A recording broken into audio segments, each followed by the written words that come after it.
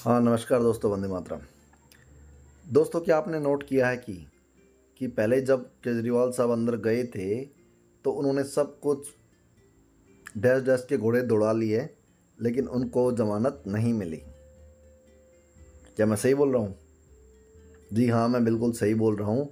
सब कुछ करके देख लिया, एक से बढ़कर एक वकील और सारे जितने भी हथकंडे उनके पास थे, सब कुछ करके देख लिया, लेकिन जमानत नहीं मिली। फिर क्या हुआ? फिर आता है 2024 का हरियाणा चुनाव, जहाँ पे क्या हो रहा होता है कि आम आदमी पार्टी चाहती थी कांग्रेस से गठबंधन। ठीक है, सुनते रहिएगा। और वो गठबंधन लास्ट में आते आते हो जाता है फेल। क्या होता है? हो जाता है फेल। बिल्कुल, गठबंधन नहीं हो रहा। उसके बाद केजरीवाल साहब की पार्टी आम आदमी पार्टी ने अपने उम्मीदवार उतार दिए हरियाणा विधानसभा चुनाव के लिए। फिर उसके 2-3 दिन बाद केजरीवाल साहब को मिल जाती है जमानत। वैसे दोस्तों, मैं ये बात मतलब खुल के तो नहीं बोलना चाहता, लेकिन कहीं ना कहीं पता नहीं, आज इस बार पहली बार मुझे लगा कि है ना, जो मोदी गवर्नमेंट है उसका जो जुडिशरी है उस पर प्रभाव है। पहले केजरीवाल साहब अगर अंदर होते और कांग्रेस और आम आदमी पार्टी मिलकर चुनाव लड़ती तो बीजेपी को, ठीक है, दोनों मिलकर लड़ रहे थे, ठीक है, उनके लिए तो सब एक जैसा ही था। लेकिन जैसे ही वो अलग होने का दावा करते हैं कि हम अलग अलग लड़ रहे हैं, हम उम्मीदवार उतार रहे हैं कांग्रेस के खिलाफ, उसके तुरंत बाद क्या हो? उसके तुरंत बाद दी जाती है केजरीवाल साहब को जमानत।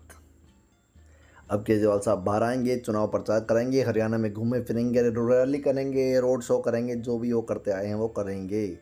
लेकिन अब नुकसान किसका होगा? अब नुकसान होगा कांग्रेस का। अगर सच में, मैं फिक्स नहीं बोल रहा, लेकिन अगर सच में ये बीजेपी ने जानबूझ के ऐसा करवाया है, जुडिशरी पे अगर उनका प्रभाव हुआ और ऐसा करवाया है, तो दोस्तों ये मास्टर स्ट्रोक हो सकता है। इसलिए पिछले वीडियो में भी मैंने आपको बताया था कि अगर 100 बीजेपी विरोधी वोट हैं और उसमें से 30 आम आदमी पार्टी ले जाए तो ये एक बहुत बड़ा झटका हो सकता है कांग्रेस के लिए। और जो लोग पॉलिटिक्स को समझते हैं उनको अच्छी तरह पता है कि जब नेक टू नेक फाइट होती है तो एक एक वोट की काउंटिंग होती है भैया, एक एक वोट की काउंटिंग होती है। ठीक है, ऐसी बहुत सारी सीटें हैं जहाँ पे आम आदमी पार्टी कांग्रेस सरकार के लिए, कांग्रेस पार्टी के लिए कुछ न कुछ चुनौती पेश कर सकती है। फॉर एग्जांपल, हम सब की प्यारे विनेश फोगाट को देख लीजिए।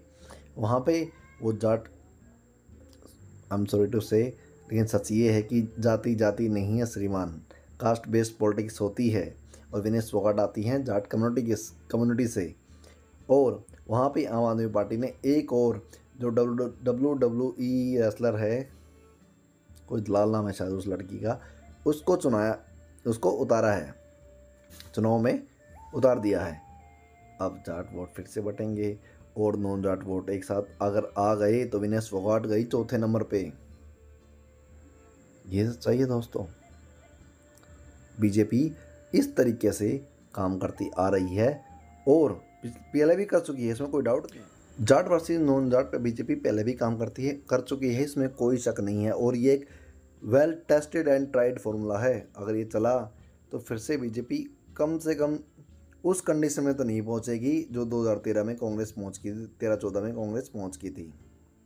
और फिर बीजेपी के हाथ में कुछ पत्ते तो रहेंगे। अगर फिर से उन्होंने उसी तरीके से ठीक ठीक से अपने पत्ते सही जगह जमा दिए तो फिर से बीजेपी की सरकार बन सकती है और हुड्डा कैंप के लिए परेशानी का सबब हो सकता है। आपका इस बारे में क्या विचार है? प्लीज़ कमेंट में जरूर बताइए। ओके दोस्तों, जय हिंद, जय भारत, बाय, टेक केयर।